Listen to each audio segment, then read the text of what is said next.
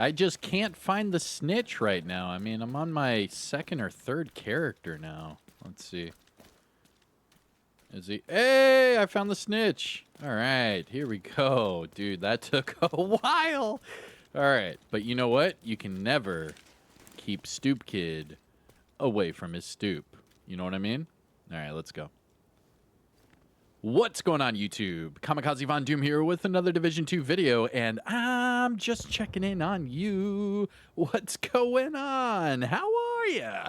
Now, today is December the 11th, and this is going to be your weekly vendor reset and must-buys for both Cassie Mendoza and Danny Weaver.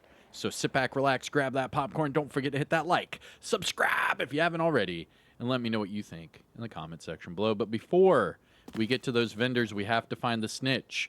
Now, you can find the snitch in a dozen different locations. Well, actually, over a dozen different locations throughout the open world. So with that being said, please let everyone know in the comments where you typically find the snitch, where you found the snitch today. Like I said, I've been checking for about 35 minutes now on different characters, and I finally found the snitch on this character in one of my normal spots. So again, please let everyone know in the comments where you find the snitch, and hopefully everyone can get to these vendors today, because remember that these vendors open and close every other day. All right? So with that being said, let's go ahead and talk to the snitch. Here's the location. I pick up the bounty, and then what I do is I highlight the bounty, and then I click abort. And then that way I can keep it for later. I mean, you can see all of these bounties I have just for Federal Triangle. Now, after you find the snitch, oh, well, here are the coordinates for my snitch. My bad. My coordinates are 1407 by 3626. I am just south of the 1040 safe house. And what I did is I fast traveled to the Jefferson Trade Center, and then I just ran across the street. All right, and that's where I found the snitch. All right, now with that being said, we have to find the white shopping cart icons throughout the map. There's two of them. One for Cassie and one for Danny Weaver. So let's go ahead and check. Yep, there's our first one right here. So Danny Weaver is in Judiciary Square, but we want to go to Cassie Mendoza first. And here's Cassie. All right, so Cassie Mendoza is in Southwest, just outside of the Air and Space Museum. So I'm going to fast travel over there. We'll see what Cassie has in store for us, and then we'll double back to Danny Weaver and see what we can buy with those textiles. But first up, Cassie Mendoza. And let me know what you guys think about the new sledge backpack. I'm really digging it. If it's not the Boneyard backpack, it's definitely the sledge backpack. I do like it a lot. It's really cool. All right, here we go. Cassie Mendoza. Timestamp it, do whatever you need to, but here is Cassie Mendoza's weekly vendor reset and must-buys. Is there something you want? Now, starting off at the top, we have the named items, and this does come with a disclaimer. So if you are new or returning to the game, you might not see these bottom two named items, and that is because you have to unlock them. Once you unlock these two named items, Cassie will sell them every single week. First up, we have the Shield Splinterer. The only way to unlock this is to hunt down and eliminate all of the Year 1 hunters and open up the ivory chest that is in the base of ops. Now, once you do that, she will sell this weapon every week. Now, the same thing goes for the Hunter Killer chest piece, but this one's locked behind the DLC Warlords of New York. So you have to have that expansion. Once you have that, you need to hunt down and eliminate all of the Year 2 hunters, and then you can open up the off-white chest that is in the Haven settlement, and then you will receive this chest piece, and then she will sell it every week thereafter. But that's how you unlock these bottom two named items. So if you don't see them, that's why. All right. Starting off at the top, we have the Boomstick. This is the double-barrel shotgun with perfect pumped up, and this one with health damage. Following that, we have the Closer. This is the named Uzina Getica chest piece with perfect spotter, and this one with armor regeneration and skill damage. Remember, skill damage goes with perfect spotter, so you could easily take advantage of that and then just change the armor regen to crit chance, crit damage, headshot, whatever you want. Or you could keep the armor regen on there and then change the skill damage for more like a damage roll, you know, crit chance, crit damage, headshot, what have you. and then capitalize on the armor regeneration. But either way, this is a good chess piece. Perfect Spotter is right up there, top tier for that 20% amplified damage.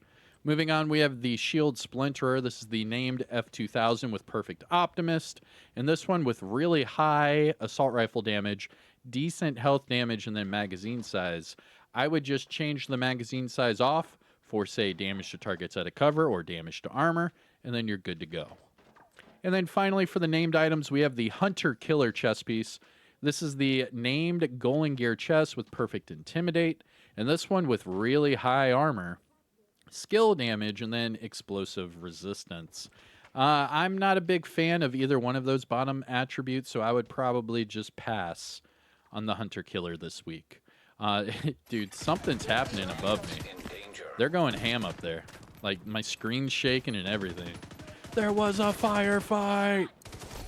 All right, but for the named items, I would say the Closer and the Shield Splinter would be the only two to look for. Going to the gear set items, we have a Umbra Initiative backpack with max skill haste, Umbra Initiative chest piece with crit chance. That's a good chest piece for sure. Umbra crit chance all day. Change the weapon damage core to an armor core, and you are good to go. Remember, the Umbra chest piece is vital because that's the one that gives you the 100 stacks from the shadows. So you want this. You want it with crit chance, especially if you're using this with anything other, with anything other than an SMG. I would put this on with the Lexington and have a lot of fun with that. I mean, the Lexington is crazy strong. Moving on, we have the Aces and Eights gloves with explosive resistance, hardwired knee pads with skill damage, hot shot holster with crit chance. That's a good hot shot holster. And then finally, Virtuoso mask with headshot damage. Now remember, the Virtuoso, the 2-piece gives you weapon handling mag size, and the 3-piece gives you weapon damage. Looking at the high-end items, we have a MP5 with swap speed and breadbasket, Tactical M1911 with breadbasket and rate of fire, Richter and Kaiser gloves with crit chance and skill damage, and then finally Araldi mask with skill damage and hazard protection. Looking at the mods, we have Headshot 8.3 and Seeker Mine damage 4.4. Now, must-buys, things to look for from Cassie Mendoza: the Closer, the Shield Splinterer, the Umbra chest piece, the Hot Shot holster. I mean, the hardwired knee pads aren't bad if you don't have them. The Virtuoso's okay. Just change the headshot for whatever it is you want and then optimize the weapon damage. So, I mean, technically the Virtuoso's a good one. But that's it. So 6 items, and they are all gear set and named items. Crazy.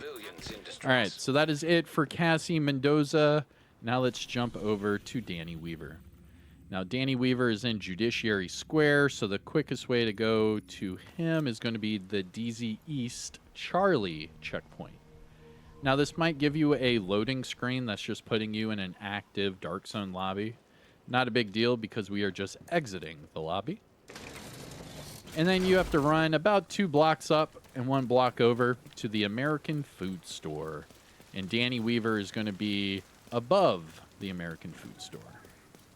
But anyways, let me know how you're feeling about the game right now. I mean, we have what? Oop, hold on. Stand by. Ooh, he's candy. So I do that, and then I do that. And we're good. GG's.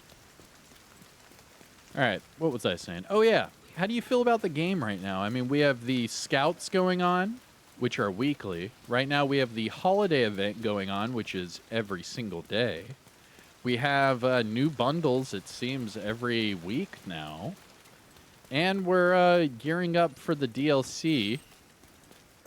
Get out of here, get out of here. I'm out. I'm not trying to fight NPCs. I'm trying to go to Danny Weaver. All right. But it seems like we're gearing up for, like, the end of the year and then the hype build up for the new DLC. I mean, they're still posting things about the Division 3 and new people working for them, so that's still full steam ahead. So it's looking like we're sitting pretty for the Division franchise right now. But anyways, for right here, we go into the American food store, okay? And as you work your way back, you go left to go outside, but then you go right to hit this rope. And then that's how you get to Danny Weaver. So you hit the rope, and then you go up this ladder right here. Booyah.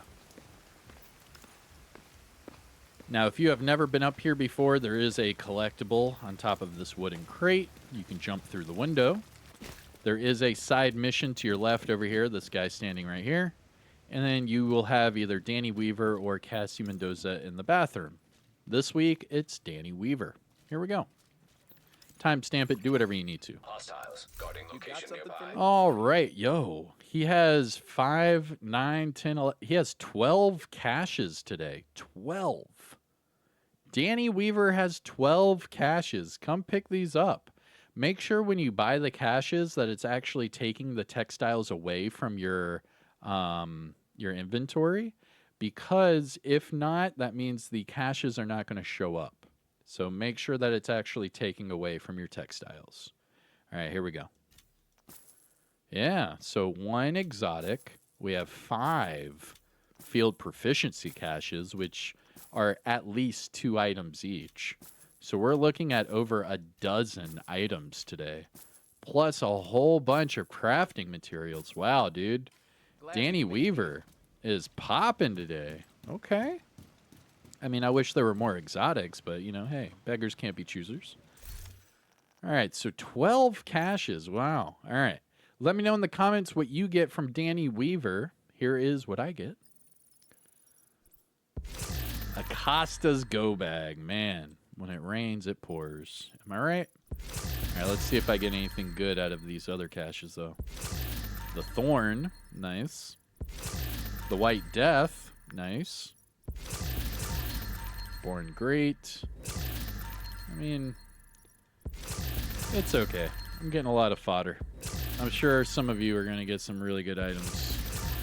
Looks like I am not. And then the rest are crafting materials. Ooh, that Fenris. Ooh, that Fenris mask, though. Let me see. Let me see that one. Oh, I can't. Oh, no, I can't because I'm on my mule. Oh, no. What was that Fenris mask? Oh, max crit damage, weapon handling. Ah, okay, okay. Not bad. All right, so that's what I received from all of those caches. So go right now to Danny Weaver, get your dozen caches. He has 12 caches for you to buy today. So pick those up right now. Let me know what you think about these weekly vendor resets. What are you picking up? What are you passing over? And what did you get from those caches? I am Kamikazevondoom. I hope you have a great day. Take care of yourself, and I'll see you in the next one, all right? Peace out. All right, let me go to my main character because this is weird. I can't. I need my yellow coat, man.